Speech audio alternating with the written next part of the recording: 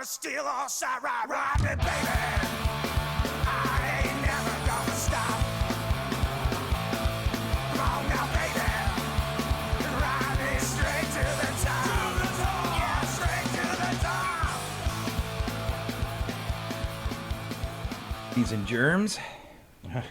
That's funny. I was just writing down disease when you said germs. Mm-hmm. Bad ideas, good stories. Number 21, right? Yep, that seems right. That's what I've got written down. 1, 2, 3, clap. Oh, so getting that clap on air clapped in. Yes. Look at fuck the around camera with and that say a real couple big words. Say some big words. Big Penis. words. Oh, you mean All right. longer? Well, no, big words. I'm finding Big lining mouth up words. the audio with the video because we're not experts. What is it? Consonants? P, B, M. You can line those up with the timing of the sound, and those are just as good as the clap because the clap sometimes the sound is not as accurate as it. Gotcha. Little You snappy. can't always rely on the clap. Just need 2x4s. Crack. Time is up. Hacksaw Jim Dugan style. Hey-o. Scaring away bears at the camp, you know, two 2x4s. I think Hacksaw cracked Jim together. Dugan would have qualified as a bear as well. Yes, he Is with us? would. Yes, Russ, he can you would. find out if Hacksaw Jim Dugan is still with us, please? I don't know. Yeah. Mick The story Foley. you were talking about bears in the wilderness? Yeah, well, no, bears in the wilderness Yeah. as opposed to the Oh, leather Mick bar. Foley, they get burier than that. Hanging out by the back corner of the Yeah, bar. yeah. Like, hey, what's up? Yeah. Yeah. Well, technically, both of us would be considered bears. I'm just like a koala, Yeah. you know, like a little kind of, or maybe a panda. I'm one of those dump bears you've been hearing so much about, eh? Oh, Hacksaw Jim Dugan is live. Yeah, really? Oh, fuck. Kicking strong yet. He got a couple. That's pretty impressive, actually, for some guy who was a professional wrestler during the 80s. Between the steroids and cocaine, I think everybody's hearts just fucking exploded. All of those documentaries, man. Yeah, Everyone. yeah, Like, drunk. Where was it? Jake the Snake. Oh, and- you've seen that shit? Yeah, it's just Hey? sad. He just like degeneration Yeah. spiral. But it's wild though. Like him now talking about, like he would have a great stand-up career right now, just talking about his crazy fucking stories from being a professional wrestler. Yeah, And yeah. Duke can spin a yarn, and you're like you believe every minute of it because like, well, why wouldn't it be true? Why wouldn't you have just carried that snake around with you full of drugs? Who was it? Was it Hacksaw Jim Duggan and the Iron Sheik that got in trouble for cruising together to a WrestleMania or to a different event, and then they got caught like staying in the same hotel and going to the bar together and doing all kinds of rails, and it was like Iron, and they were supposed to be enemies. That's the thing. 'cause I see what you're doing. They weren't here. Yeah, supporting there's- the narrative, Yeah, right? yeah. You guys can't be out there partying together and doing all that. We're gonna fight each other in the ring next week. No, that fuck totally makes sense. Iron Sheik's a madman still too. He's got a pretty decent Twitter following. Really? Oh yeah, and he spouts some crazy shit too. And you're like, you're not doing a character anymore, are you, bud? This is just who you is now at this point. Well, you know, you gotta. I gotta just point this out real quick here. Your brother recommended this, this Lord. Deep Space 10 milligram drink. I've never had one before. Apparently they kick in about 15 minutes, so I'm gonna drink it right now because we're trying Everybody to at do a shorter one home, tonight. set your timer. Yeah. Dusty's gonna And- try a THC drink. Yeah, I've and- never had this one before. I've never had one this powerful either. I've Is only he ever too had close like to the mic? Am 2 I too close to the milligram. mic? Oh, okay, Yeah, good. I want to get right up on it, though. I want to get so into it. Yeah, I know. too and close that's to why. the I'm just mic. trying- yeah, exactly. I'm trying to keep my face in there. This is my. But yeah, Graham said he doesn't know if he's made through one in one shot. Sometimes he Ooh. gets a little snoozy, so you might have to drag me out of here. But I'm gonna give it a whirl and just see how this one. Just for the record, I've got Red Bull and a list of things that I could go off on my own about. So this There you just go. might be, let me tell you something more, Dusty. I'm noticing. Interesting. We start these. I usually have an energy drink, pre-workout, maybe a Red Bull, just so I'm not dozy. Sure. And usually you smoke a bowl. Oh, So yeah. we start at the same level, Yeah, and yeah. I start getting more talky, and you Yeah. get less talky. And usually about when I'm doing the That's editing, funny, I'm like actually, yeah. about halfway through, I notice it's me leaning over the table, and you're just like, Yep, just taking it all in, baby. Yeah. Yeah, I'm just trying to be in the. Oh, fuck. Okay, you know what? This is all stuff we could have talked about off air, you dinks. Hey, you want to talk about my weight real quick, hey? How I keep showing up in sweatpants, hey? Fuck, bud, you're not even going to put real pants on again today? Yeah, cool. Real good friends. oh man, I've been loving it. Yeah. Well, I don't know. It is almost sweatpants weather. It is, I I'm remember. trying to be comfortable right now. Well, that's kind of it.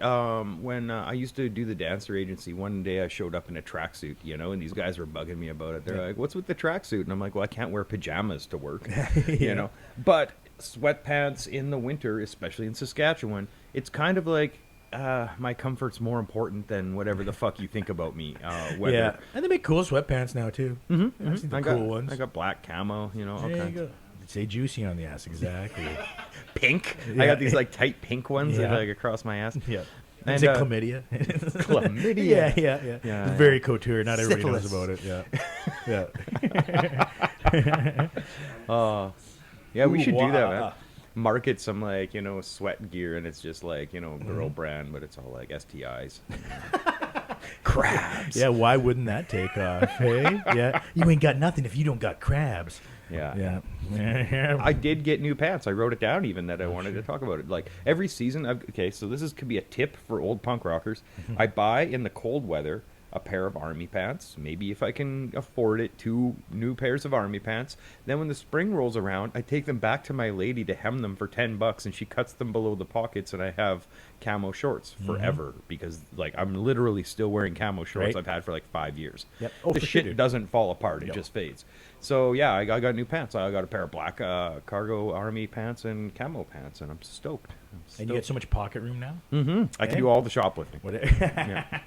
I think you carry nuts and berries. I meant, but yeah, shoplifting too. And my magazines for all my Rambo activities, Yeah. You got a whole convenience store in your pants. Oh yeah. I could go to any Go to gummy tactical, worms. well planned out tactical Black Lives Matter march and shoot random Jesus security Christ. guards. Cut the tape. Cut the tape. Holy fuck. No, man, I'm being blown away. Like this is one of those things. Like, we talked about how I'm not arguing on the internet so much, but I am getting information from people about the craziness. How many shootings are happening down there in the States right now with these fucking protests?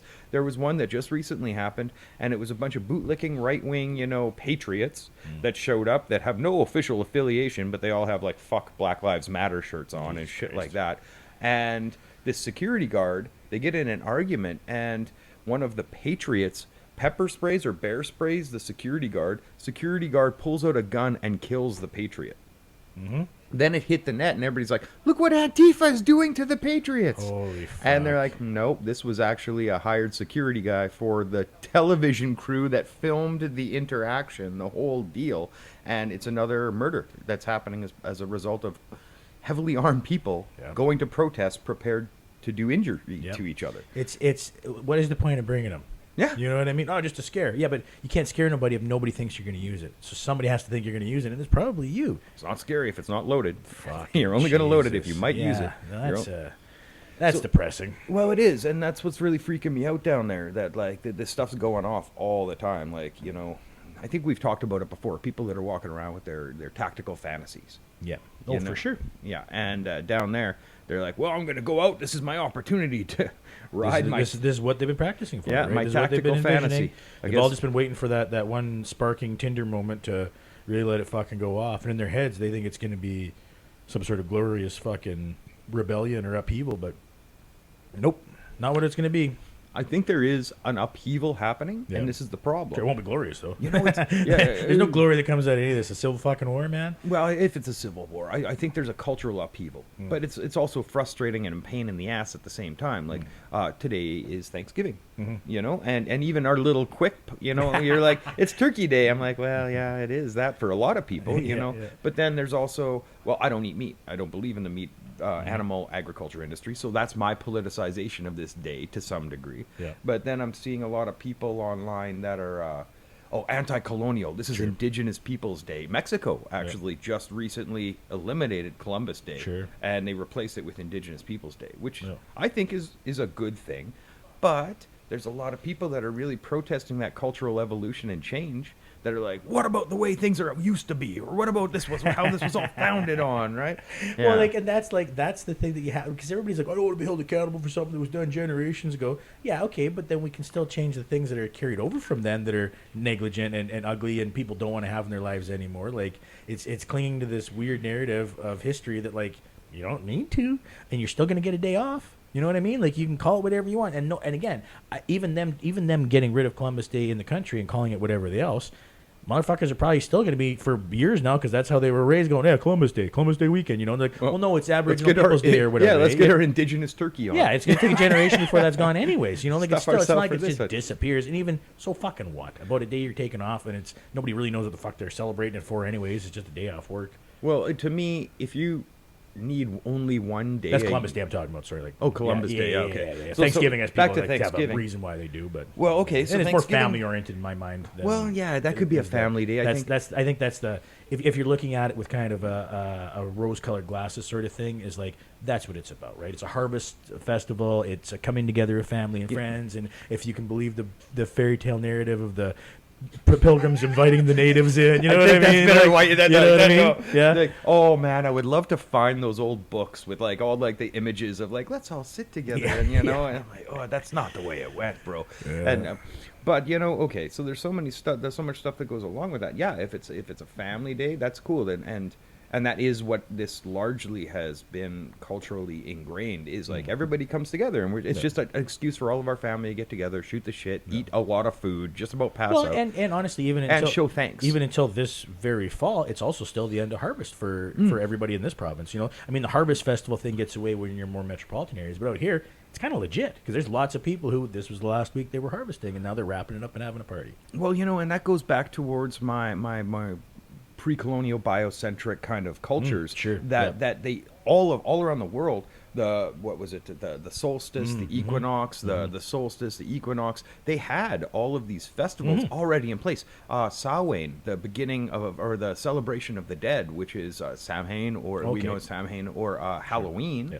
Would be the harvest festival, Sure. preparing for winter, and that was taken. Halloween, as we know it, was taken from these old pagan cultures, and they said, no, now we're going to make that into a Christian holiday. So much of this stuff, like everything's been co-opted. Yeah, years, hey? but and again about manipulation. if it comes from an agricultural society Yeah. that needed to understand, this is our celebration, this is our fertility festival, Easter, this is our winter solstice, Christmas, this is our Halloween, Samhain, or this is our harvest festival. Well, and if you look at all those in a practical way of not like even the idea of the fertility festival, people right away think human fertility. You're like, well, no, the spring is when everything is supposed to be fertile and growing. Bunnies, and you're gonna, rabbits. Exactly, and you're going to have these Eggs. things that you can harvest throughout the year, and it's going to make your life better. So you want to try and start that off on the right foot. Hey, look at all the bunnies fucking, and all the new bunnies coming up, and there's Exactly. eggs. There's eggs everywhere. So many These are bunny soups. fertility all symbols. the bunny people eggs forget. you can eat. Yes. All the bunny. Wait, eggs? They're about this big, brown, Have I been right? lied You can dip to? them in Yeah. color. I've seen those. I give them my kid every year. Oh, Jesus. Yeah. But this one being called Thanksgiving, I also think that it's weird because they designate, or at least Western culture or Christian Western culture, designates one single day of the year where you're supposed to express gratitude. Why do you need one day a year? In my research on, happiness and self-work, they say that you're supposed to do that daily. You set aside a moment every day where you're present and you show gratitude. That's why I think it would be more accurate to think of it as a giving of thanks for something that just occurred, which was your transitioning seasons, whether it was harvest or otherwise, or you're a tribal culture and you travel following the herds. You know what I mean? This is also much herd migration has the same kind of time. It's all the same shit, right? When you see the V's of it's all geese. thankful for the things in the real natural world and that you're reaping the benefit of, no matter who you are. You know that's what I mean? a good point, because like the indigenous people here in Canada, they had to be nomadic. You couldn't really stay through the winter. Yeah. Like that was very much a colonial idea where we set up settlements and we're going to try and fuck tough. nature, fuck you, we're staying here.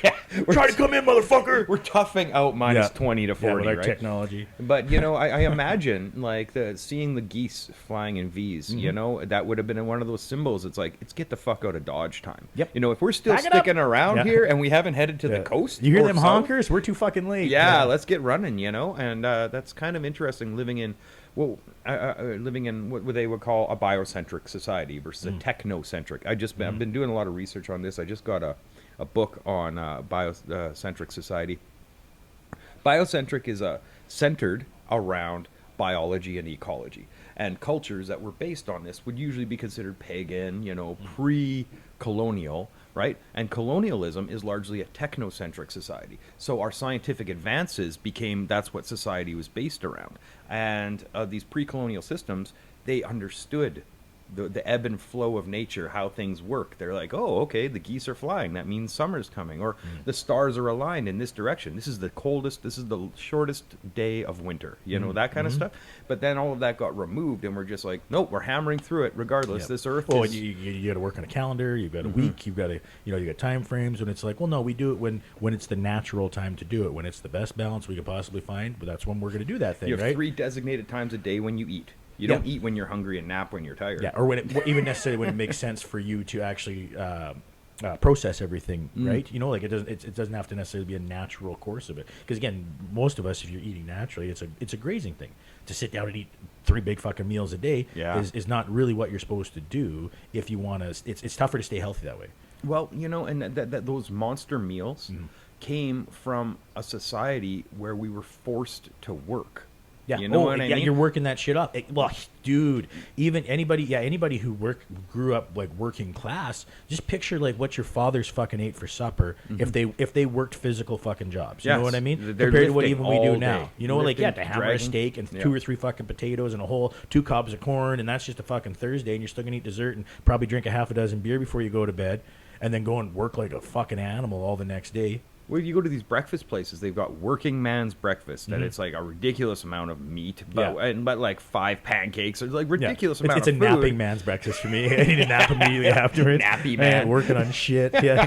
Give me I'm that gonna go home nappy and have meal. my second sleep, my first nap. Okay, so but yeah, that's the thing. If you're burning through those calories all day, let's say you're working with a horse and a plow in the field, or you're I don't know, whatever, and it's actually labor, labor. Well, even anybody we know that does steel construction and shit like that, though, too. Like a button, I'm sure that. Well, I'm not to disparage the farmers in our community because there's real physical labor that happens on the farm, but can you imagine trying to farm that with a horse and a plow versus your $1 million combine? Like they're 2 different worlds, Like not the same thing. Yeah. So yeah, that's the technocentric society is based on. It's really become twisted. You know what I mean? Where once upon a time, we had land and we had access to water and we had access to our own food. So we didn't need somebody else to provide our water or to provide our food. We would make our own shelter, so we didn't have to ask for shelter. But all of a sudden, a new society rolled in, and they said, well, no, you've got to pay taxes on your land. You've got to pay taxes for this. You've got to pay taxes on everything you purchase. So you're kind of pushed into this monetary system where, and also this happens from shoving everybody in a tight little group, as opposed to having the space where you can farm and you can, build your own place. Well, and they make so many rules, and even if you can find the space, they don't want you to just do it yourself. I watched this video, what was it? It was on abuse and control of resources. And the guy made a really freaky analogy between domestic abuse and government abuse, where he says in a domestic abuse situation, these guys wouldn't beat up a girl on the first date or the third date or anything like that. They wait until they can control their resources. They've isolated them from their support groups. They're dependent on them. And then they can start taking away their freedoms and starting increasing elements of control. And then he likened it to apartheid. Go ahead, just tear the Band-Aid off. Open your fucking Mars bars. So he compared it to apartheid, where the government rolled in and they wanted people to work the mines, but nobody wanted to work the mines because they were busy grazing, having their own cattle, building their own huts. Like, what do we need you for? We already have a life. So the government said, we're going to start taxing people on their dogs. You want a dog, you need a license. If you want to have a farm, you need a tax for the grazing land. Your shack, your hut, you need to pay taxes on that. People are like, well, how? We don't have money, because they went from a society that didn't need money to one that you needed it, otherwise your shit was going to get taken away. So it forced the indigenous people of South Africa to start working in the mines for these companies and for this government, because it created a dependence on the resources. And once they could do that, you need us, we could take it away from you. So you have to endure the abuse that we're going to put on top of you if you want to keep making a living. You're going to tolerate these people showing up with guns in your face. If you argue with, what are you doing here? You get taken away, because otherwise they take away your livelihood. And they've made it so you need a livelihood. And he put it on where we went from a time when we got food off the land and water out of the river to we get food from a grocery store. We don't even know where it comes from, and water from our taps.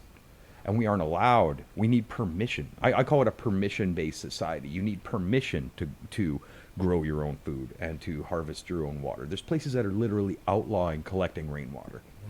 That's the most fucked up shit I've ever heard. And yeah, it kind of blows my mind that that's a technocentric society, a society revolving around the system and the technology and the science, and they've erased all that stuff which encouraged self-sufficiency, where you didn't need permission to exist. Well, and what's interesting too is like I don't know if that's a fault of the technology. That's just how someone chose to control it and limit access to it, right? Like we could be in a society where water just was free.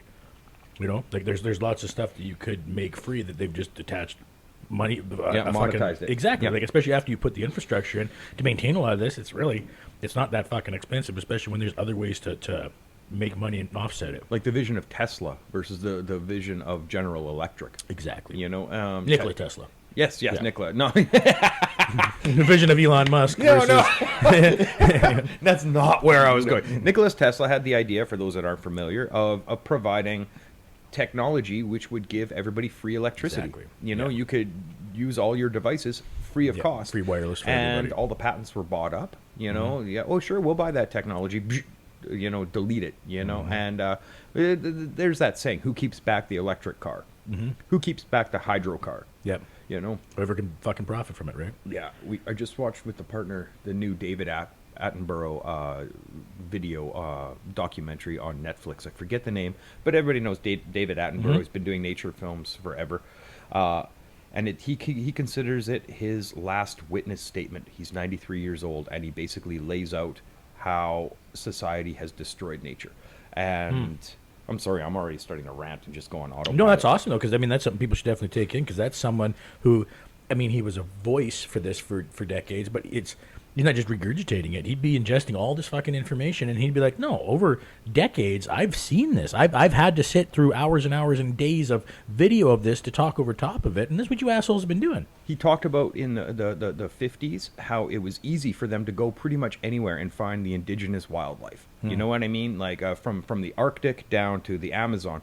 And he literally, they started finding it harder and harder and harder to find these different animals because there were fewer and fewer spaces designated for them. So a statistic he threw out there that was it gives me goosebumps. I'm literally getting goosebumps thinking about this, is human beings make up 35% of the world's living animals. Okay. Now, I think it was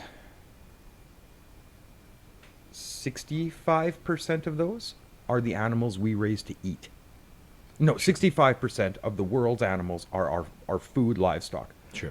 And there is something like 5 to 10% of natural wildlife left on this planet. Sure. Because we've eliminated the other 90%. Yeah. To make room for things that we're going to eat. Yeah, it's like our technology, right? Yeah. And then he also says that our goals of like limited resource, finite resource, energy, building supplies, there's alternatives, but we haven't taken it because it's not profitable. And he puts forward an alternative, which was really cool because it's easy for me to remember because it's based on the 4 elements, right? You know, fire, water, earth, and air, where fire, solar power, water, hydropower, earth, geothermal, and wind power. If we did this and we worked on what he would consider more of a biological, ecological system to develop, we would never need to extract resources again because it's been given to us the whole time. And some cultures recognize Well, you know what's interesting? Are you familiar with the concept of earth ships? that. Yeah. Well, that's all of that together, right? The idea that you build yourself a self-sustaining structure that's done in an ecologically balanced way, that you integrate the earth basically and shit around you to provide your thermal mass for your cooling and for your heating and passive heating, and then using those other forms to also power all that. So then you do have this self-sustaining thing that only works the more you put into it, the better it works. You know, like, because most of them a lot of times will have, where, like, if you're in the northern hemisphere, you're going to have south-facing windows on everything, so you can allow as much light in, so you can heat when it's cold. But then you can also use that as greenhouse space. Then Yeah, don't they have a tiered system? Like a lot of times there's lots of different so designs you've got to your it. but yeah. greenhouse, and then you've got your thermal energy, or your greenhouse, and then your solar panels, and it all goes into Yeah. the house. Same thing with their water. Yeah. Is what I understood is you've got your basic, your clean water for drinking or for cooking, and then it moves to a gray water for hand washing or doing your dishes. Then it moves to black water, where you can use for flushing, and then it moves for compost water. Yeah, right? exactly. Holy shit! Now, if they're, and I guess I know people that are involved with the oil sector, and they're very defensive, like, well, the batteries aren't in place for solar power yet, and They got all the reasons why they can't replace it. Of course, they're just saying the party line. Yeah. Now, maybe on a huge national level, we couldn't do solar panel and we couldn't do wind power. I disagree if we did the earth, water. Everybody can do it themselves. Yes. We can all do it ourselves. Why aren't they it's supplementing accessible the enough individual now families? that and if we saying- start putting into it, I mean, and I shouldn't say everybody can. There's obviously going to be people that are just like, no, we don't have an extra $300 a month, let alone enough to invest in solar panels and shit. But realistically, if you're looking to buy or build a house, integrating that into your cost, like Elon Musk now, Tesla, has those solar roof panels that are supposed to last just as long or longer than an actual fucking shingle, so you don't have to redo your roof, plus it generates electricity. And when you can combine, like you said, geothermal, there's ways to store energy. There's using thermal mass in your building is also a way to do that without any extra cost. You just make things that have thermal mass to them, like stone and dirt, in places where they can absorb solar energy and then maintain and fucking heat. And they can also cool them, because when it's fucking hot out, them shits, they absorb all the heat from the room, so it pulls it out of it. And then when it's dark, that thermal mass is going to give heat back off to heat the air in the room. And again, that doesn't cost anything extra. It's just using different building material. Well, the cost of the building material, but it's not like it's extra technology you need to integrate. It's just better planning while you're building. This is technology we have access to right now. It's been used for thousands of years. Yeah. The concept of using thermal mass to heat and control things, even just having stuff in the light for part of the day so it warms, and then when it's not, it gives off heat, right? And then obviously geothermal on top of that, using actual earth energy and circulation of water through it or air. They do that a lot of times with the passive heating and cooling in those things. Really? It's fucking wild, man. Yeah, look, I mean, like that wasn't what we did with our little house, but like we tried to incorporate some of that, because we had a composting toilet and we had solar panels and we did electric heat for everything and used electric. It was all electric. We didn't have any But it was gas off or the solar anything. panels, and like, Yeah, did you daisy chain batteries together? Or did No, you- we were grid tied in that scenario. Oh, But okay, you could okay. have. Yeah. And there was still a house battery that we bought through a Kickstarter campaign that was starting up. We still haven't received yet. That was going to kind of compete with Teslas. And when you had one of those, it was like, once you had one full charge, it was like, I thought it was like 6 or 7 days of average use you'd still get out of it. That's without any sunlight. You know what I mean? And also when you're doing that kind of stuff, you usually modify everything a little bit. You go like, well, do I need a microwave, or do I need one this size, or do I need a fridge this size, or can I find one that's more efficient and better insulated so it doesn't have to run so much? Can I use an ice box? Once you or start looking at all, whatever, there's all these ways to just a little bit here and 10% more here and 15 there and 50% better here, and then all of a sudden you've got this overall improvement that's really in your fucking control. And like even the composting toilet we had like a venting fan, so it was like a little fancier than, like, because I mean you could just do a bucket and sawdust if you want to, if you're down like that. And I mean it's still the aspect of still dealing with that in some way. So you either have to have a big enough composting system or some sort of, because I mean once you start doing that, if everybody was starting to use composting toilets, well then you'd have community composting sites. You know what I mean? And then you could do that without having to have so much infrastructure And yourself. instead of prison, you could have people working in the compost. Yeah, exactly. You want a shitty job? There you go. But yeah, no, there's You're a there's shitty human, lots you of work ways at to the do shit it, and I factory. think it's a lot of people get discouraged though, because there's always some reason for their area why it wouldn't work as well for them, like their climate, their altitude or whatever. So right away they go, well, I wouldn't work here because Well, those of are that. individual struggles. Exactly. That's why you have to be adaptable, because a lot of people were like, oh, you can't really do like a small house in a cold climate. And I'm like, 3 years, man. It hit minus 50 plenty of fucking times. And the first year we didn't have any siding on it. You know what I mean? Like it's absolutely doable. You just have to adjust how you're doing it. What really grinds my gears is you also run into municipalities and the laws that are trying to stop you from detaching from the grid and becoming self-sufficient. They're like, oh no, you can't do that, you can't do that. Yes. You need to be part of this. Well, So and that's why being in a place like Saskatchewan is kind of nice, because there's many municipalities that just don't have regulations on shit. So as long as nobody raises a stink about it, a lot of times you can just do what you fucking want if you get far enough away from everybody else. Or there are places that are seemingly don't tell people forward-thinking. this place sucks. Don't Stay come out here. away. Yeah. If you like outdoor activities, stay someplace else. And I know that there's one community specifically down south. I can't remember the name of it, but they've gone to like a whole net zero neighborhood where it's like everything's giving back as much as it takes, and they're doing it on a small scale. But there's just enough people in the community like, well, we want to do this, and then it became a thing because it's smaller, right? So yeah, on small scale, like a big scale, it's hard to do. Nationally, to just all of a sudden everybody's gonna have solar panels, very difficult to fucking well, do. you couldn't pull it in Toronto. Small scale. Well, no, but here's what Paris did. they started outlawing anything that wasn't a green roof. So either you have to have green space on your roof, or you have to have solar panels on Like, your roof. what's a green space? Like a garden on your roof? Something Or- that grows green shit. That's interesting. You know what I mean? Because that's yeah. just, again, it's if you've got That's all of if you've Paris.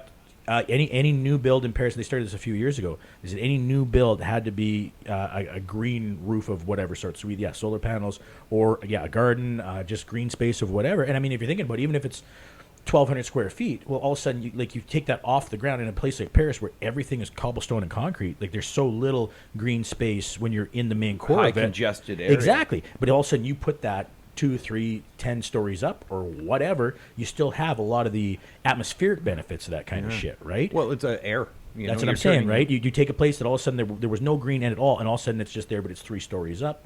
It still does a lot of the same kind of fucking things you need it to balance the ecosystem sort of shit. I'm a big believer in both community gardens and individual gardens. There's a movement right now which is food not lawns, as opposed to the food not bombs movement, which I also agree with. Food not Yep, bombs is yep. great, feed the homeless. But food not lawns, where you build gardening inside the cities. Yep. If you're in a city, building gardening boxes on your front lawn instead of lawns. And it's funny, it's weird because it's such a mentality thing that like people are like, but what if people come along and steal your vegetables? If enough people did it, it's free food. Yeah. Everybody's just providing everybody with free food. And anybody ever grow a garden, you ever had too many fucking potatoes? Or tomatoes. There you know? go, right? So, and if my other side is like, if I can do this and somebody can't and they really need food enough that they're willing to steal food, Yeah. steal my food. Yeah. You know what I mean? There's that. You know, if you Well, and can't. I do think stuff like that too starts to have communal and societal changes when it does start to be more community things. When you see there's all of a sudden there's 9 of you on your block that all have these little front yard gardens. As opposed to the one weirdo freak down there. What the Right. fuck's Well, he doing? And again, putting them in grow boxes and stuff like that, it's clean. It looks, it's pleasant If from the it's done street. nice, yeah, because yeah. that's the other issue people have. They're like, well, people just let their yards go wild and they got all the shit growing up there. Hey? feral fucking Yeah, right. biodiverse lawn. So with, it's like, we don't okay, cut shit I back can't at just all. have whatever I want, right? But I mean, you can still do that within a grow box. You can have the wildest garden in a box that's sitting 2 feet off the ground, still looks contained and clean. See, that would be another thing that We're would talking be garden wonderful. talk now. Garden talk. I actually was literally going to bring out books on like gardening. But like, you imagine if the city, as opposed to lawns, would subsidize, here, we're going to give you 4 garden boxes. If you want to build your own garden, we're going to give you the free boxes, and you put them on the front lawn, it fills up the space, and you just walk in between, and that's going to provide, everybody's got farmers market. Yeah. You start having neighborhood farmers markets. You go to the Well, you know, local again, schools or churches or We know mosques. how we fix and stop all, get it passed around all this, right? Because it's not expensive even to build those garden boxes. All you need is somebody who knows how to throw some shit together like that. And all of a sudden, if one person does 10 people, right, and then all of a sudden they're doing that, and somebody else is like, well, I can do that. We can just do this shit, right? We don't need a committee. We don't need to go to council. You know what I mean? We can just start doing this shit. Okay, this goes back to my idea. Will the municipality fuck with you? Because I could see them saying, well, you know what? That the front 4 or 5 feet of your lawn, that's like, municipal thing, and you put our something on our property. They try to do that. You're Sure. not allowed to build your fence too Yeah. close to the sidewalk Yeah. because that's municipal property. Sure. Well, nothing's my property. Like, really, nothing's Right. my property. I'm Yeah. always going to be paying taxes. A change I'm of gonna- paperwork, all of a sudden this is somebody else's. Right, yeah, Yeah. a little hiccup. I miss a mortgage payment. This isn't my fucking house. Even if I did, I won the lottery. This isn't my house. I'm always going to be paying taxes. What happens if I don't pay taxes? You're going to come and put a lien on my home. So it's not my property. Even out on my acreage where we're trying to build an off-grid sustainable kind of setup, let's say hypothetically it's all paid off. There's always that rural municipality tax. There's always taxes. What the fuck are you doing for me? Yeah, the Nothing. tax man can always come for it. You're doing nothing for me. I'm completely self-sufficient. I'm off the grid. I don't need your water. I don't need your electricity, your gas. But you need to pay us. For what? For what? Existence. Yeah, existence. And that keeps that dependency. So you need that permission. It blows my mind. And like that idea of, if I own my house, it's still not my house, really freaks me out. I've got a buddy, and he lived in Squeak, my fucking thing. squeak squeak. Yeah. He lives in Swift Current. We met him through the tattoo shop, I think, and he won a $500,000 lottery. And he's like, hey, I got some financial freedom finally. I'm able to buy a vehicle. I'm able to buy a house, get some tattoos that I've been wanting to get. Now, it's really interesting when you look at that term, financial freedom, because it also implies that without that, you're in financial slavery. Yeah, exactly. What have you been freed from? Yes. An excellent existence where you did what you want and got everything you needed? Well, I've been freed from that. Yeah, well... Wait a minute. Or a system that demands that you're struggling, trying to cover your rent, trying to cover your bills, That's a put more accurate gas in a representation, vehicle, fix that vehicle because they're planned obsolescence. They're built to fall apart. I have to insure that vehicle. Oh, God forbid it becomes time of the year when they want to do a roundup and do some revenue raising, and they're giving you tickets for fucking driving 5 kilometers above the speed limit. Not that that's happened recently. Well, man. There comes times a year in a city in a an urban environment where the police decide it's revenue raising time, and they start giving you tickets in school zones for they don't give a shit about the kids. They want to make money. So if you're driving 40 in a school zone, here's a ticket, here's a ticket, here's a ticket. If you're doing a left-hand turn on a yellow light, here's a ticket, and they'll fucking tag you. I saw a guy go through the ditch in a U-turn, go after a speeder on the highway. They live for that shit, I guarantee. Yeah. If I was allowed to with my work, just whip around through the ditch anytime on a double lane highway, I'd be like just looking for those opportunities. The fucking Dukes of Hazzard. So we out at the farm, we're hauling a bunch of stuff to the dump, and I had to jump through all the hoops of what the heck is that? Oh, is my camera out? Just check real quick. Is it? This one died. Oh, okay. Oh shit! I forgot to plug them in. We're figuring it out. This is how we do it. Nearly every episode, we're figuring it out, and it's going slow. Actually, wait, why are you doing that since there's no video or nothing? Okay. I was just gonna say, make sure everybody's getting out and checking out a lot of fucking stand-up here in Saskatoon, because there's a pile of like open mics now. I was trying to recount them yesterday, and I was like, well, there was 3 or 4 I knew of, and then I was like, and there's ones I've heard of, so I think there's shit out there I don't even know about. So it's kind of cool that there's like starting to be kind of a fucking scene here in town. Oh yeah, you're all lit up. My red light. What else was I going to talk about then? Well, yeah, so I did do that podcast yesterday. 3 minutes. Try this one on. I'll just adjust this for a second. Oh, this is such a great podcast. Yeah, very captivating. Yeah. So we'll give that 5 minutes. Remind me. Yeah. Well, I don't know if it's charging for a second, so it needs to. But yeah, I went and did that Canadian talk with Stefan again yesterday. Oh yes, Did that a while back, and so it went really well. So if you guys again, you're looking for podcasts about shit out of Saskatoon, check out Canadian Talk and check out some stand-up. So, but anyways, I went and got my haircut. And my barber again. He keeps telling me that I need to sign up for the lottery. I need to get you don't win if you don't pay, or don't play. And I'm like, yeah, you're probably true, but like that's that carrot in front of a horse that. And how old is this dude? Oh, he's in his late 40s, And how many times has he won the lottery? Right. And just curious. Somebody from Quebec, I guess, just won $70 million. So that's that. Somebody can make it. Somebody can make it out of this system. Yeah. If you just work hard, you pay your taxes, you play the game, you can get that freedom.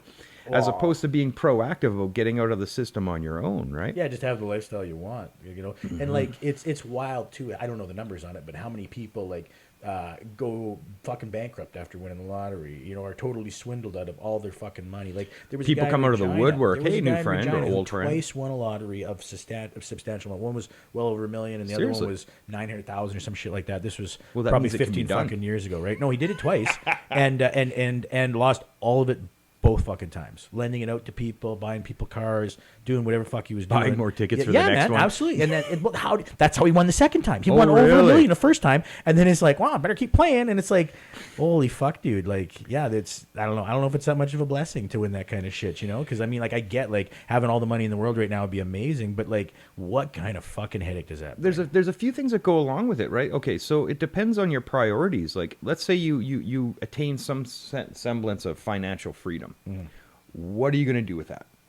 Get a larger place that's harder to maintain that you have to continue Gamble to pay more because you got nothing else to do. Yeah. Or can you go and try to find some substantial element of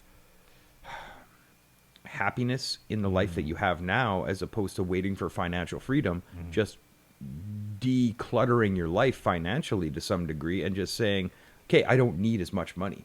Like, so growing our own food. Well, it gives you a hobby. Yeah. It gets you in touch with like the ecosystem and the land that you're living on. you actually have a sense of accomplishment, and you're being self-sufficient. Learning to build, shelter, learning to hunt. Not that I'm a hunter, but learning to hunt. These are all self-sufficient things that can be hobbies. It gives you joy. It makes you happy, and you're learning to survive. Yeah. Now I think that those people, when we get food from the land, we finally understand why we need to defend the land. When we get water from the land, we'll defend the land. Now, when we get food from a system, we defend the system. Yeah. And I think this is Yes. a profound... Absolutely. And that's a bigger fucking thing too, because that is like a core to our existence. Is like, where's my food coming from? Where's my shelter coming from? Where's my water coming from? Where's my What about safety the coming economy? from? Right? The economy keeps us alive. That's it, right? Because as soon as you critique any portion of those, that's what it leads to. This whole bigger thing that there's this whole system that keeps us together. And yeah, you can't start taking apart that or criticizing that part because How will you live? Don't you benefit from this part of it? And it's like, well, that doesn't make any goddamn sense. See, and it's weird when you talk to the hard leftists about the economic system. They're like, well, everybody should be able to live for free, and everybody should get a free house and a Jeep and all of the things that we need, and just give it to them. Well, no, that doesn't really work. And you talk to the capitalists and like, you got to work hard to have those things that you have. The system will provide if you work hard. Well, what about those people that work hard? They still have fuck all at the end of the day. And the people who benefit most from capitalism generally never worked hard to get there. No. It's all inherited fucking wealth Yeah. that benefits from capitalism. Well, I know some guys that are doing pretty good, and this is just to be honest. One guy I know, he worked his ass off construction. You know what I mean? He got himself a small business, and that construction, he started his construction company. It went well. He got good contracts. He expanded. He has 4 different companies that does like building now, and he's doing okay. So I guess in that way, but he's still not the upper echelon of society. He's never going to be elite. He's just at the point where he can have his own little acreage with a nice place. And even at that level too, like you said, you're never going to be elite, but you still probably had to take from somebody else to get there, and was one construction company enough to keep you in a very comfortable state of living, or did you have to have 4, and then all of a sudden that took 4 Did you have to be a monopoly? That's Yeah, what I'm saying, yeah. right? And I'm not disparaging it. I'm like, I understand that's how people gain and build wealth, but then there's also something to be said about the hoarding of wealth that is constantly pushed on people when they start doing that. Then it's like, well, nothing's ever enough. You know what I mean? Like, you're But then always there's going to this look for more. There's this other model where somebody with a lot of luxury and a lot of wealth rolls down to the working class that finally worked their ass off to have a little bit of comfort and says, you know what? You need to give more of yourself to these people over here. And when you look up, you're like, what about the pile of fucking gold you're sitting on, you piece of shit? Yeah. Well, that's not me. You need to give it to them, And that's an issue. So That's fucking Bezos right now. You know what I mean? He's got more money than fucking anything, and the company doesn't pay any taxes, and or Zuckerberg got or anybody GoFundMe's else. to fucking try and get his employees' health care and shit. So There you go. is that working there? I think so. Well, did something. It's off, on, in and out. Up and down or Zuckerberg or and anybody north and else, he's like, south. we all need to work together. We all need to, give to those less fortunate and take from those with more. Zuckerberg, you are the more. Yeah. You are the one who should be giving up your fucking money to the people that don't have any. But instead, you're just trying to censor the bad guys and give a voice. Well, and honestly, and what would even be a more benevolent way of using their wealth would be to do that, like Nikola Tesla vision of like, no, Yes. I've got like Akon, the fucking rapper, figured out how to get electricity and shit to like huge parts of fucking Africa by just using his money in ways that made sense. Like it can be done, and you could if you wanted to, and you got that kind of money, all of a sudden you could build a fucking infrastructure for a large swath of society that probably couldn't get it done on their own. See, what it takes is literally a guy like Akon, and this is somebody who came from nothing and made a lot. Like rappers, guys that have been from the street, they usually know what it's like in the trenches, and when they have money, at least the ones that aren't obsessed with self-aggrandizing, you know what I mean? They say, holy shit, this is the opportunity for me to set up education foundations and stuff like that. When they have some luxury and I think some... Will.i.am does a bunch of that too. Yeah. And like in technology, he's big into technology and like actually developing different shit like cars and stuff like that. And he had some sort of fucking phone I think he developed. And yeah, see, that's the kind of like futuristic, crazy wealthy shit I want to see out of these people. You know what I mean? You got that fucking much money. Why are you not Batman? Why are you not isn't the the guy world that's better? saving the fucking day through your money and access to technology? Well, I like Batman. Well, so. Mostly, no, I don't like Batman for this shit. reason. Batman is a Controversial. billionaire Yeah. that uses his wealth and technology to maintain a status quo by getting rid of poor criminals that want to upset the system. that want to call out a corrupt system more often than not. What is it? Poison Ivy? You know, she's the one. Why are you destroying the ecosystem? I'm going to use my powers of the plants to protect the plants. And he's like, you're a villain. You know, Joker is like, this system is corrupt. There's so many people that are falling by the wayside. There's so much suffering and poverty. What the fuck are you doing about it? Batman uses his billionaire revenue and access to technology to fucking destroy it, you know? So that's what, and he's a vigilante. He works outside of justice. So he's doing black ops in the middle of the night to fucking take out the bad guys and toss them in psych wards for their radical beliefs. So I think Batman is. That's one way of looking at it. Arkham Asylum. What do you say, Boy Wonder? Yeah, that's one way of looking at it. Yeah. So that's kind of my angle on Batman. Although I do believe his philanthropical fucking pursuits are usually a big part of the Wayne Foundation, and that's how they often fund a lot of the things they do. And it's controversial when they, in their storyline, when they start to fund things through weapons production or something like that. Mm-hmm. That's when shit changes, right? It's when they're doing their shit that is bringing clean water and using their technology to third world countries. Yes. But I do understand what you mean. Yeah, those downtrodden criminals. I haven't seen the new Joker movie, so I assume that's probably that's probably putting some of this into there. For those that haven't, it's fucking phenomenal. Yeah, no, I've heard nothing but good things. I just haven't. It reminds me of like Taxi Driver. You know, like the average guy who might have some issues is just doing his best to get through this world, who continually runs into a brick wall after brick wall after brick wall, and sooner or later he's just like, what the fuck? Another one would be Michael Douglas falling down. Great movie. You know, well, right. And I thought Michael Douglas was a good guy, and everybody told me no, he's the bad guy in that movie. I'm like, really? He's just the guy who keeps running into problem after problem after problem. Well, hey, but I've always thought of that as with that movie, that the reason he did run into a lot of those problems is because he was still trying to, like, why is everything changing? You know what I mean? Yes. Like, he wasn't adapting. He couldn't adapt to being in traffic like everybody else was. This is too much me being in traffic. Everybody else stayed in their fucking car. You know what I mean? Like, I totally connect with the character and think it was awesome. Like, it was a great movie. He's the last angry, frustrated man. Exactly. And yeah, he's kind of that dwindling class of brush cuts and fucking nuclear families that'll send that kind of brush cut. You know what I mean? But like, you know, these like middle America kind of ideology that was like that disappearing in that time. What is it? The post-war baby boomer. You know, late 1950s, exactly. 1960s. Exactly. Yep. But it was great for the average American nuclear white family. So we didn't really even pay attention to what was going on in the hoods and the ghettos and the residential schools in the 60s. But for the white people, it was pretty fucking, that was the golden era. And they were still all dealing with their fucking alcoholism and abuse and shit too. That was still going on. We don't talk about that side. Take it to the goddamn church and then keep it there. Mm-hmm. Well, it's interesting because you talk with like a lot of like the far right people, and they're very much about what they call social Darwinism. They like to apply societal structures to evolutionary model, right? Those that run the fastest should get the furthest, and those that are weak should fall on the wayside, and we should just let them die, right? That's a very rudimentary version of like the kind of. And like they're saying this through gap teeth and cross eyes, by the way. A lot of them, yes, a lot of them. But then we're culturally and genetically superior. But then they don't really pay attention to what actually happens in evolution when things change. You have to adapt. Yeah. They always thought the ones that run the fastest get the furthest. But what happens if the ones that run the fastest hit the brick wall or the cliff first, you know, and the other ones say, whoa, it's time to slow down. Yeah. So we run headlong into victory or our certain doom. Yeah. And so it's kind of interesting where, evolution needs to happen as culture changes and we start realizing that borders aren't real, that people are human and we're all of the same stock. You know what I mean? We can all intermingle. We can all like exchange and create a global society for the benefit of the globe. Wouldn't that be the step towards evolution, as opposed to the idea of I'm keeping closed and I'm not going to let anything change my genetic stock? Well, that's anti-evolution. And a lot of people too that are opposed to those kind of ideas of globalism, that sort of thing, are also like, well, they would never want it. The others, whoever they picture on the other side of this, they would never go along with it. They're savages. They don't believe what I believe. So even if I wanted to, why would I ever start? Because they would never fucking go along with it, you know.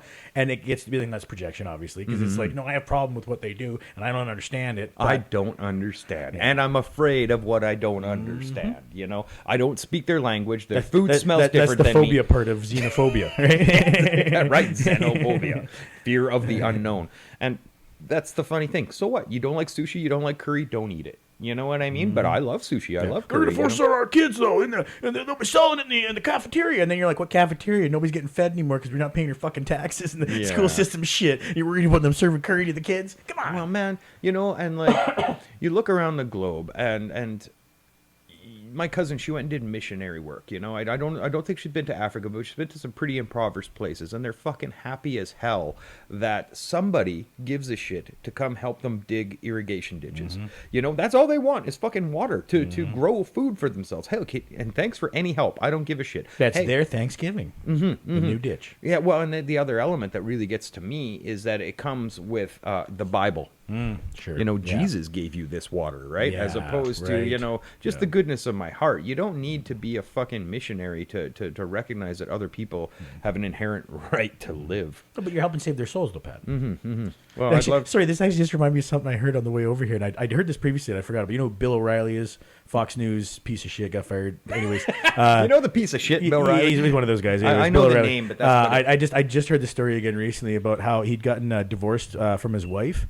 And then he tried to get her excommunicated because he was like, not only did I not want to, I want to fuck her life up, I want to make sure she goes to hell. You know what I mean? That's a different level where you're like, you're going to go to the church and no, I don't want her fucking in heaven with me. And I thought that was funny. Well, that's kind of funny. The fact that the church had something called an excommunication, and you could only really be part of society if you were a good functioning member of the church. Yeah. And if you weren't, you were pushed off to the outskirts of society. In the Hindus, they call that the untouchable caste. You know what I mean? I remember we talked about Russian prison tattoos. In the prison system, if you got the wrong tattoo, maybe you couldn't pay a debt, or they got caught cheating at cards, or participated in some unnatural sexual act and got caught in jail, you were part of the untouchable caste. People didn't talk to you. They didn't, they wouldn't look you directly. You couldn't look them in the eye. You looked at their shoes. All this really weird stuff. So it's the same thing in the Catholic Church where they would excommunicate somebody, and now you cannot deal with I don't know, I'm talking more like the Middle Ages, right? Where you couldn't go into a store of a good Catholic person and buy services. You'd have to beg somebody to do that work for you that would be willing to touch the untouchable, right? Well, and that's in this world. The other point of all this is that you're going to go to hell too. You don't get to go into heaven. Yeah. And that was the point of Bill O'Reilly. He's like, I'm not just taking fucking everything I can. I'm taking your afterlife. Yeah, well, whatever your weird little mythology is. Believe me that, but See, I just thought it was funny because he did. He does. He does believe that.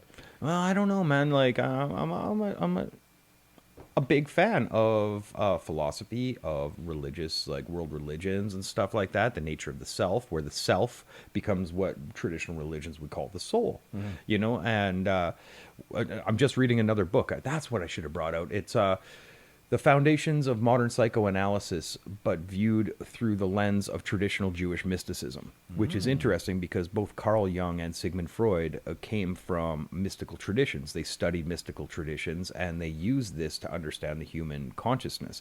But it really boils down to what is the self. You know what I mean? This is getting deep spaces. Yeah, no, for sure. I should put that as echoes. Well, that's what this fucking thing was called, Deep Space. Fuck off. It's really literally written on my thing here. Well, fucking rice patty cakes. This is what we do. So yeah, deep space is what is the nature of self? And in my mind, I'd like to translate all of these old religious writings to being pre-scientific psychology. You know what I mean? I've had breakdowns which I perceive as being spiritual experiences, but then I say, okay, that's my psyche telling me things about myself. And I'd like to think that when we're talking about ourself, well, this group here, the Liberation Unleashed, they take the Buddhist philosophy that there is no self. And it's kind of freaky, actually, if you look it up. I got the book Gateless Gatekeepers, and the Zen idea is they can dismantle everything we do as just being a thought process happening. That's your ego, that's your body. Your body isn't the self, and they dismantle everything to the point where there is no self. Interesting. And I don't know if I buy that, or if I buy the idea that I am an individual aperture through which the universe's consciousness is aware of this little tiny center of consciousness. See, for a that period of aligns time. more with what I feel. And actually, I was just talking about this on that podcast yesterday, this kind of concept. And because we were talking about, how does it apply to animals and stuff? And I'd said, well, if there's a spark of some sort, maybe there's some sort of hierarchy of the spark then that goes from one up. That's what he said. He's like, ooh, I got to write that down. Hierarchy of the spark. Well, but I like that concept. And I feel like even the idea of like knowing people who have had head injuries and how like they'll change sometimes. Like it's a small physical thing of them that's actually been changed or hurt, but it changed their personality dramatically. All of a sudden, you're like, oh, you're not Jim anymore, are you? Like you're a different guy. Jim version 2. Yeah, right. Like it's, and I think that's kind of what that is to some degree, right? Like where it's this, you have this minor change in your physicality, but all of a sudden, who you are is totally different. Yes. Well, it's kind of very interesting. It is very interesting that It's the deepest question of all time. What is a soul? What makes us? It's kind of interesting. Well, okay, so this book I'm reading is like psychoanalysis talks about the self being the amalgamation of our physical body, our intellect, our emotions, and stuff like that. But the soul, according to Jewish mysticism, would be the transcendental elements as well, where how we interact with our environment on like more an ethereal level, including all those other things, and what elements of those other the self gets carried to I guess you can't even talk about it with like a third dimensional reality, because you're transcending that and you're going to stuff outside our reality. See, the way I can visualize it sometimes, I don't know if this kind of works for you too, is that it's almost like if you did picture that there was a physical energy light of some sort that was plugged into the top of me and the top of you and the top of him, and then it all went up, and then there was animals and there was trees, and we all had small ones, we had bigger ones, it all connected up to this bigger thing that was all on the outside of our existence.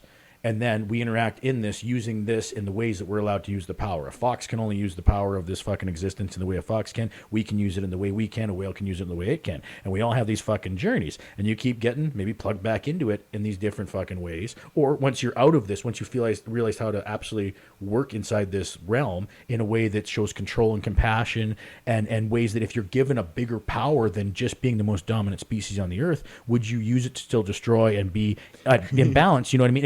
If you can show that, well, then maybe you get access to this thing that's outside of this thing. Are we the most dominant species, or are we the most retarded because we're the most materialistic? You know? Yeah. Well, no, but I mean, like on any metric, right? Like to me, I would like to think that like that evolution of spirituality would start being allowing and recognizing the inherent connectiveness between all of our ecological systems. That's where you start to access that power better. That's cousin tree. Exactly. That's cousin rock. That's, well, God forbid, that's Mother Earth in a hippie sense, you know, like, and when we talk about those hierarchies, you can't tell me that I'm more important than the planet. Right. You know, or I'm more important than the sun. Yeah. Like, and you go back to these ancient societies, they recognizes that the sun is a pretty serious thing. You know, the sun is, it's kind of a big deal. It's kind of the biggest deal that we know about. It keeps us alive. It gives the first us light. God. It is, and it's the metaphor for the ultimate. At least in our, you know, it's not like even it's the giver of all life. The stars are so far away, we don't recognize how big of suns they are to their little worlds. Yes. But it is the biggest thing that we know, right? And the moon is being a mirror image of the sun. You know, it reflects the light of the sun. That's a metaphor in the tarot deck,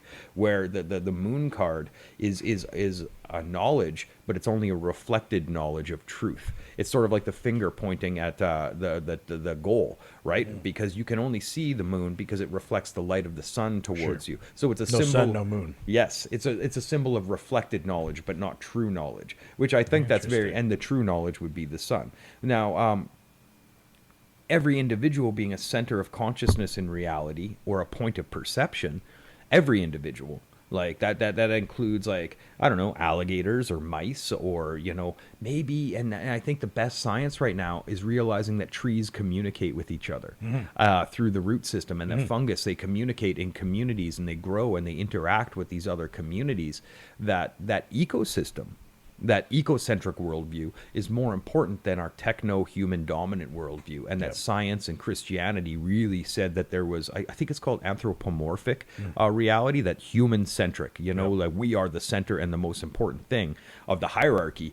No, we're just the most arrogant of the hierarchy. Yeah. Well, and maybe the most independently powerful. Or we've lost something because we've stepped away from the ecosystem, and we think we're the only important thing. No, We're like little and that's what I'm saying. sociopathic rapes. That's why it's like we have to do that. We have to go through this where it's like, no, you have all this power. You can be the most powerful thing in the universe. How do you use it? How do you use it? Do you continue to try and dominate nature? Do you continue to try and create technology that is at imbalance with it? Or do you create technology that is imbalanced with it? Do you You know what I mean? Like, that's kind of what I feel like. I think maybe because our gears and shit can't cortex, do the shit we do. You know our what I mean? front, our ability to comprehend the future, to remember the past, to master technology, to have some self-awareness, has separated us, and we've lost the cell phone number to touch base with like the eco.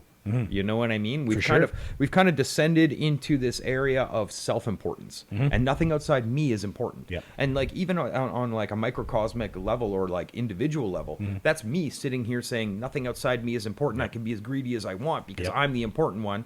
But then when you start to relax that and you realize, holy shit, other people have feelings too. Yeah. This is what I've been doing. Well, to and people that's the whole ascension, time. right? That's spiritual ascension right there when you go through those steps. And I mean, if then it's and that's on our world and our understanding of it, right? Through any religion, you start you are that person, and then you analyze that person, and you become a different person. Well, that's the changing, right?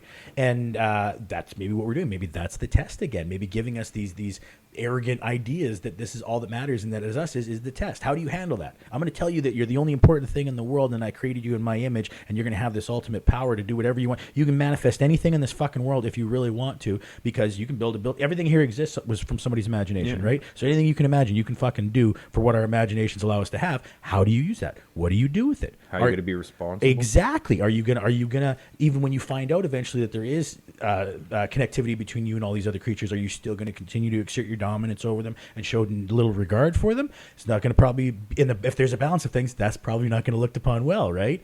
And again, I say this knowing full well that I stopped eating animals, started eating them again. You know what I mean? Well, but that's our fucking journey, right? Thanks, dude. We're going to try and keep this one a little shorter because it's Turkey Day for some people. What's that? But yeah, some fucking people. Some fucking people. Yeah. But like, okay, so the gateless gate crashers, the Liberation Unleashed people are kind of like they took the Zen idea of no self. Like the only thing that's happening is right here, right now. We're all one thing, and we're all. That's very real. Yeah, and it gets freaky real because they call it gating. Once you actually go through the comprehension and the understanding, as opposed to the theory of that, life will never be the same. Ever. Because once you get to that point, it's different. And I'm freaked out. I won't really get into their stuff. This gateless gate crashers, you can get it on Amazon. It's cheap. They're not making any money off of it. They will guide you through this process for free if you want to go there. If you want to go there. This is kind of like some behind the matrix kind of shit, right? It's literally legit. When you start being truly in the moment, in every moment of your existence, Yes. that changes everything. All of a sudden, you're in much more control of it. You know, even right now, like even as I'm talking, I'm not thinking out every single fucking word before I say it. I'm kind of just going with the flow of what this is right now. But if I was more aware and more conscious, I'd be on all of that fucking shit. Well, this is reflection happening in real time. Yeah. Yeah. Well, I feel a lot of that is, it's the energy I'm getting from you is kind of coming back out of me in the ways that I'm talking to you. Well, the Hindus have the idea of this is all just God experiencing God. Fuck, this thing worked. Hey, what are we talking about? What are we talking about? And while the Zen masters would be talking about this is self-realizing self, right? And this is just you are me, I am you, talking to myself in this moment, and then later on it would be me experiencing myself, which is the grand universe out and about. Because when you get past all these ego layers, when you get to your real self, you are part of the grand experience. For lack of a better word, I don't even have the words for it because I haven't really taken the step through the now my understanding is that on the brink. Hey, it could be a totally different podcast next week. There's an ancient mantra which is gate gate paragate parasamgate bodhisattva, which is gate through the gate, gone beyond the goer. Right now, that's what they call this, the gating. When you go through that gate and you recognize that all of the arbitrary stuff that we just put on top of it, why even have this conversation anymore? Why do anything? You know, why do anything at all? You could go be a homeless guy. You could go starve to death in the bushes. You could live off of leaves. You know, because I think, okay, so where I think on that is, then you have to live in all the, because you've had that realization, you're able to come to that clarity. If you're going to continue to do that, the rest of your existence is going to be individual moments of dying in a bush from not eating then. And that's all you're going to have. Once you become aware of it, it's like, well, why wouldn't I make this as excellent as I could all the time? Yeah, enjoy life. And why wouldn't the smells I smell be what I want, and the sounds I hear, and the things I taste? Vital existence, life affirming fucking right, versus brother. life destroying. Yes, and I think that's what people misunderstand about the concept of like carpe diem too. You know, like they think it's like, oh, like you live for today, well then it's like there's no tomorrow. When it's like, well, no, if you're living in a way that is appropriate for you and now, you're probably gonna have a better tomorrow. You're probably gonna have a better existence by doing the things that are right for you in the moment when you're clear about it. Well, no, what I like about Buddhism is they just say do that as skillfully as possible. Yep. Try to do that with enjoy life to the max while you're harming as few as possible, Yep. or you're creating as little bad vibes. Well, and what'll happen is too, sometimes you won't have any fun. Yeah. You'll be in situations where there's no joy to be had in it. But if you were to take joy in the situation, you're gonna hurt somebody else. You're gonna disrupt something, and that's also part of the journey too. Then, right? My Catholic buddy, I just went for coffee. He's like, well, according to his favorite theologian, the guy said, life is to be born, to suffer and endure, and to die. Mm-hmm. And that's all you have to do: suffer, endure, and die. Yep. And I'm like, okay, that's one angle on it, but I'd like to say life. He's like, why bother studying any esoteric stuff? Why bother reading these books? I'm like, because my idea is that we're given this gift of a life for whatever fucking reason, right?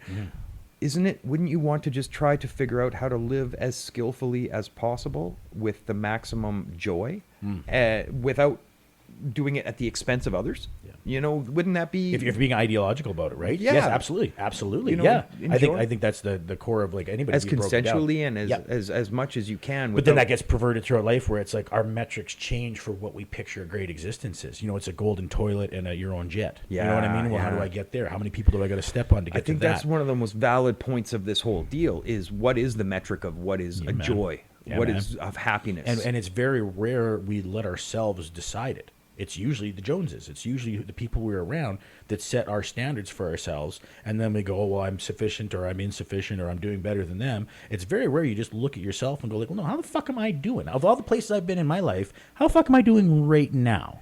But if you're doing that comparison to the Joneses, and Yep. that's that very congealed, Yep. egoistic, Yep, that's what I'm saying. self-oriented That's thing. what you get dragged into, then, right? That's if why you need can to buy try a and- boat instead of rent one, because it makes more Yeah. fucking sense. Nobody makes money buying a boat. People only lose money on boats, is what I'm saying. But if you could rent a boat. expand, if you could expand your idea to the community, and Yeah. you know, okay, Yeah. so this right here, where this little crux where we're at, is the principle where esoteric teachings, traditional world esoteric teachings, collide and explain political teachings right now. You've got the collective versus the individual, the I, me, and mine versus the us. We're in this together. Yep. The my little borders, Yep. depending on how tiny you want to make that, my Yep. body, my house, my city, my country, are important versus all of us together. Yep. You know what I mean? And so this is 100% the connecting intersections between I guess esoteric teachings, traditional spiritual teachings,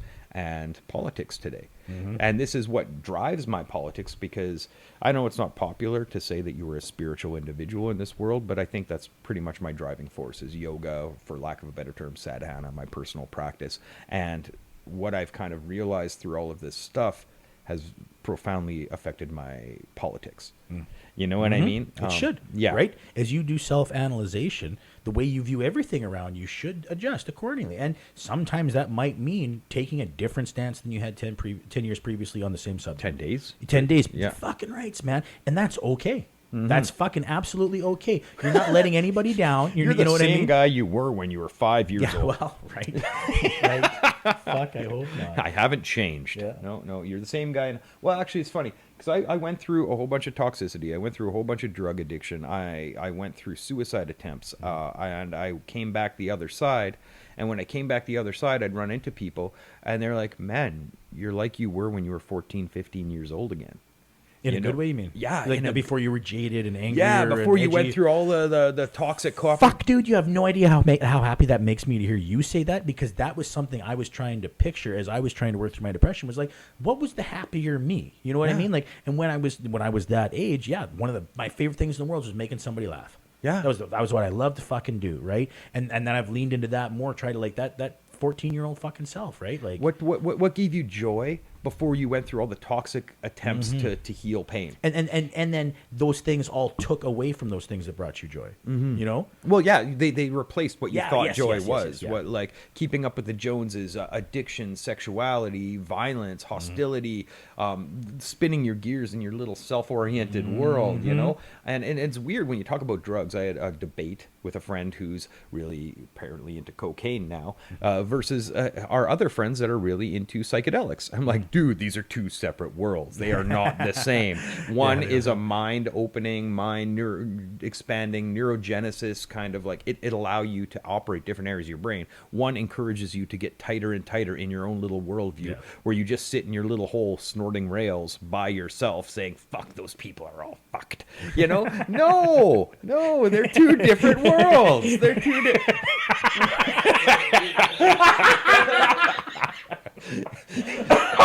Anyways, so these are two different worlds. I'm laughing at nothing. Yes. There's no relevancy happening here. So yeah, that's the thing. That's definitely an open versus closed kind of An mentality. open versus closed. Absolutely. And it's weird because the guys that I know, and this was me when I was smoking speed, I'd wake up in the morning, I'd smoke my puddle, I'd go to work, I'd put speed in my coffee. After work, I'd do a puddle. I'd eat the little bit I needed to maintain, and then I would go party, go to the bar, go to the club, party or whatever gigs, party until 2 a.m., go into the bathroom, smoking puddles, running out to the car, smoking puddles with people, go to an after party, smoke, and then get a couple hours of eyes shut before I did it all over again. And I thought I was being social, but I was the most superficial external person avoiding any internal work that I could, because it was constantly go, go, go, go. Never slow down, never really work on myself, because it was a superficial level of connection. It was no real depth, you know what I mean? And then it was very easy there was lots of competition. You know, who are they and what are they doing? What do they think of me? And like, what the fuck do I care? You know? So after I smashed and they don't. You know what I mean? Lots of times. Well, they're doing the same thing. Yeah. They're all like, maybe, you know what I yeah. mean? But like, I don't know. I project that shit a lot of times myself, where I'm like, oh, they're thinking this or that, and I'm like, no, I'm the fucking one thinking that. Those people might not be thinking shit. They might just be like, doof, doof, doof, doof, Yeah. doof, doof. They're worrying about what they're gonna have for dessert after supper I'm not tonight. thinking of that. I'm analyzing every fucking interaction, and they're like, oh, have I got shoes on? Who am I angry at? You know? See, and that's an interesting, weird thing, because actually, it's funny. All this stuff's coming together. You see, there's a movement of frustrated young males that can't connect. Yeah, your Proud Boy types probably. Yeah, Clicking on those incels, kinds of groups, involuntary yeah. celibates, and they even created a movement called Men Going Their Own Way, where they're like, I no longer want to date. I not want nothing to do with women. Yeah. And like back in the day, I think we joked about this. Like the involuntary celibates, we called them dudes that couldn't get laid, also known as losers with like no social skills, right. because they're playing video games too much. They haven't developed how to have a conversation. Maybe too much anime. You know, right, they fantasize about going to Japan where everybody's easy and like submissive. Like, we live here now. Yeah. So we live here now. yeah. Live now. But these guys, because of their frustrated kind of libidos, they're so easy to radicalize. You know why, man. You know why. Well, and dude, I think that's honestly like why men's groups have existed since people were able to have a club, a room in the back of the bar where we get together once a week with the boys, and there's no ladies allowed. And then we got this special club, but there's been lots of that. It's just they've always had a club, and you kind of had some fucking money, right? The Proud Boys and shit. That's for poor people who want to do that shit. The KKK started out the same way. It was a fucking group of white men that all wanted to get together and bitch about what was going on, and then like, well, no, we got a real common enemy. We should go after them. And then Yeah, develops let's into another thing. formalize our That's what I'm bitching. saying, Yeah, right? yeah. And if you had wealth, you'd be a member of the Skull and Bones, or you'd be at Bohemian Grove, or one of these other shits doing the same fucking thing, right? With wealth. Exactly. And That's what like- I'm saying, right? This is for poor people. It's, See, that's just it. Like the Dragon Slayer recovery thing that we're working on. It's a real debate whether it should be a men's group for helping men be better men, because we found in our recovery that usually that 13th step is trying to fuck somebody and drown your sorrows in somebody else's sexuality, right? And that's something that I think that men need to work on. I don't know the dynamic of your group, but a way you could approach that is say that it's a masculine space. You know what I mean? Bro space. Well, it doesn't have to be men. It could Bear just be space. this is a place for masculine energy. And if you're someone who carries masculine energy and you want to deal with these same masculine energy toxic unpacking things, it. we are. Yeah, exactly. You want to do that, then this can be a space for you too. But if it gets to be more of a feminine energy, and that's not what the group is for, even if it was men that were coming in with more of a It's very toxic and binary. well, you know what? That's what I'm saying, right? That's what I'm trying to say. It's like keep it open, right? To that energy. That just because masculine energy doesn't have to apply to a sex or anything. It Oh, can you just know, be, yeah. there's Some of plenty my best friends are masculine pretty fucking butch energy. lesbian yeah, women, man. like, I've met lots of people in small towns that they're like very masculine fucking energy women, you know. Yeah, yeah. And just because of the lifestyle they lead, and that's how it is. But I'm just saying, yeah, if you want to make it inclusive, that would be a way to do it. Well, I'm gonna blow smoke up our ass. We're pretty transparent and vulnerable men, Yeah. you and I, right? Yeah. We're willing to tell our stories and wear our heart on our sleeves, and tears come to our eyes. We're comfortable with that.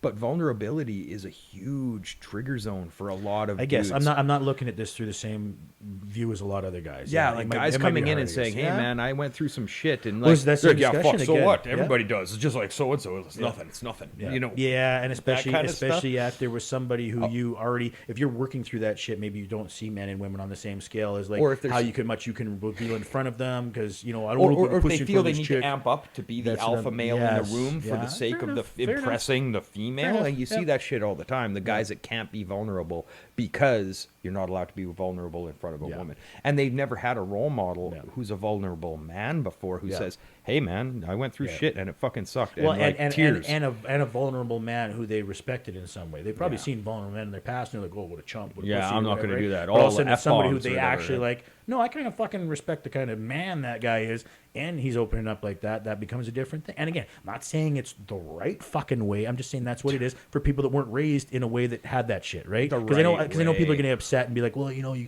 should be as inclusive as you can. But it's like, well, I guess with people where those tools work for them. If you don't never developed any of that kind of stuff, though, it's like it's baby steps. You have to get to a point where you can do that. Well, who's the right way for healing? Like the average Yeah, Caucasian right. Christian person would say, "Holy shit, indigenous people putting hooks through themselves and jumping off of a tree, that's toxic. I don't support that." Yeah, yeah. Then don't fucking do Yeah. it because it works for And people. while we're at it, get far enough away with your bitching about it. You're not ruining it for everybody who doesn't Yeah, enjoy it. Because anybody's getting into those kind of shits too. It's like, you fuck you're getting into. You know what I mean? You're not educating anybody at that point with that kind of things. You're just saying, I don't like this. And it's, okay, It- cool. 'cause it but- doesn't work but for why? me. Why do you need to say it at full volume on the fucking internet or Yeah. on Yelp or whatever it is? Why do we feel the need that we have to complain about this fucking stuff as soon as it offends us slightly? Because, I mean, it's never to change anything. Nobody's ever bitching about something like that with the intention of actually like, no, I want some societal change with this. No, they just want to be heard complaining about it. And it's like, okay, cool.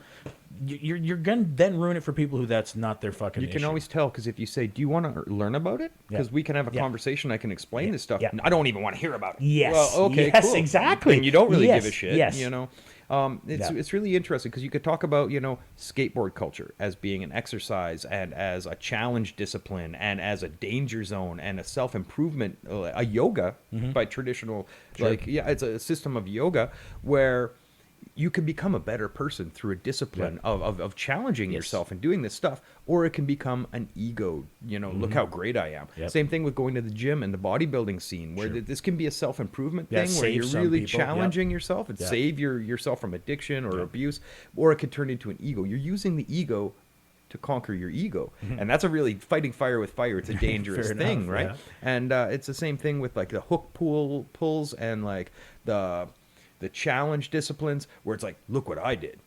and so that you can use it as a transformative thing, or it's a very slippery slope to turn into an ego-based thing. Sure. So I think a men's group, Yeah. could potentially be that thing. It could be a real transformative space, or it could also just be a circle jerk of ego Sure, and yeah. like insular. Look how great we are. Look at Yeah. the straight edge community. Yeah. The straight edge community, perfect. Yeah, Like, they get to blow themselves pretty frequently. You Yeah. know what I mean? There's Minor lots of- Threat yeah. put out an alternative philosophy. I don't smoke, I don't drink, I don't fuck. At least I could still think, because it was a reaction to people that weren't doing it in the Yeah. community, that were like strung out on glue and pills at Yeah. the gigs, falling down drunk. Then it turned into this like really exclusive, insular little thing. It's like, we're better than you. We're the elite, and that's an ego where it gets, and then it turns into gang culture, like FSU and Swing on Sight. Fucking right. Yeah, those crews. Yeah. Any extremist of anything, right? Best of intentions, then take with a fucking dose of extremism, and all of a sudden you got a real goddamn issue. I think fundamentalism. Well, and- because that leads to extremism, right? Yeah. It's almost the same thing in my mind when it talks about dogma. If you're fundamentalist or extremist, they're almost the same thing in my mind. an echo chamber when you only want to hear your narrative. We're going. Are we Yeah, on we should time? probably get wrapping this up. I do gotta Okay. get on the road and make some fucking All right. obligations that I made, but yeah. Subscribe, follow, tell Yeah, your friends. Tell your friends. Fuck. Spotify, iTunes. Russell and I we're gonna do this. We're gonna get some shit on fucking YouTube, so everybody can see Okay. clips of it for free and whatnot, Yeah, because yeah. that's probably a good door. And yeah, and again, like try and interact with shit that's going on in this community. Like I said, there's other podcasts happening. There's stand-up going on. There's things are kind of... I don't know COVID's fucked, but I mean, there's still some stuff is happening, and they're doing it in a pretty respectful way, I think. Like any of the stand-up things I've been at, we're constantly sanitizing fucking mics and stuff, and everybody's kind of doing whatever the fuck you got to do, I guess. Sanitizing mics. Yeah, no, nobody jokes around about that for sure. We're constantly lubing it up. And, Jesus. Yeah. Well, fuck, it is what it is. We're in a pandy. You got to do what you got to do. Yeah, I got to see you guys Laughing do the in the comedy shit. pandy. Yeah, man. But that being said, you know, I think one of the best things if people wanted to help us out is just tell your friends if you hear a podcast or see something that we're doing, and hey, check this out for us. Just spread. Yeah, man. You know? A like and a share actually is even better than anything because that gets more eyes on it. And if anybody wants to fucking interact with us, I love hearing what people got to say. I've been talking to lots of people in person who especially the Savage Henry one. There is lots of good conversation about it. So we I do like actually that. talk about this shit in real life too, Yeah, not man. just to Yeah. each other. So Yeah. if anybody wants to chat, let us know. I dig it. All right, peace out. Bye. Love you.